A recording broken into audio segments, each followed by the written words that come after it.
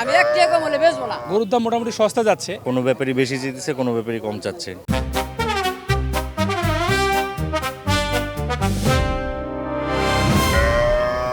রাত পোহালে পবিত্র ঈদ উল আজহা।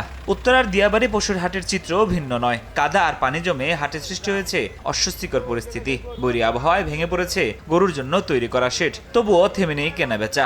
বিক্রেতাদের অনেকে পশু নিয়ে দাঁড়িয়েছেন রাস্তায়। কুরবানির পশুর হাটে পশুর দাম কত এ নিয়ে ক্রেতা বিক্রেতার মাঝে যে মাতামাতি আমরা দেখেছি সারাটা সময়, আজকে শেষ দিনে এসে সেখানে কিছুটা খাত পড়েছে। কেননা আজকে গরু কিনে ক্রেতারা খুশি আর বিক্রেতারা মলিন মুখে বাড়ি ফিরছেন। বিক্রেতারা বলছেন শেষ দিনে এসে দাম অনেকটাই কমেছে। পাইকারদের কেউ কেউ বলছেন বাজার পড়ে যাওয়ায় কেনা দামের থেকেও কমে দরদাম করছেন ক্রেতারা।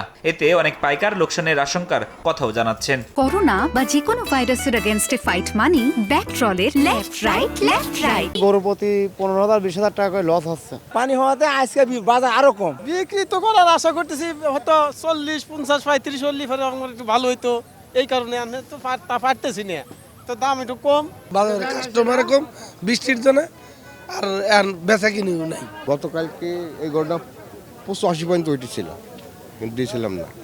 এখন ওই 150, 55, 60 ভেঙে 60 এরকম দাম বল। দাম চাইতেছে এটা 5.5 লাখ, চাইরের কিছু কম কইতাছে। তাদের জমিন বেশি ক্ষতি করে নিতে লাগবে। ভাই গরু আনি ঢাকায় সরাই গরু আনি মাঠে মারা যাইতেছি। দরদাম করে পছন্দের পশু কিনে নিচ্ছেন ক্রেতারা। ছোট বড় বিভিন্ন আকারের দেশি ও বিদেশি জাতের গরু উঠলেও শেষ সময়ে মাঝারি ও ছোট গরু বিক্রি হচ্ছে বেশি। দাম নিয়ে বেশিরভাগ ক্রেতাদের মনে ছিল সন্তুষ্টি। গরু বাজার দাম দেখতেছি যে তুলনামূলকভাবে একবারে খারাপ না, বেশিও না এবং কমও না। আমার কাছে তো মনে হয় ওরকম বেশিও না আর একেবারে কমও না, ঠিক আছে। গরুর দাম মোটামুটি সস্তা যাচ্ছে, আবার মাঝে মাঝে দেখা যাচ্ছে একটু হাইক হয়ে যাচ্ছে।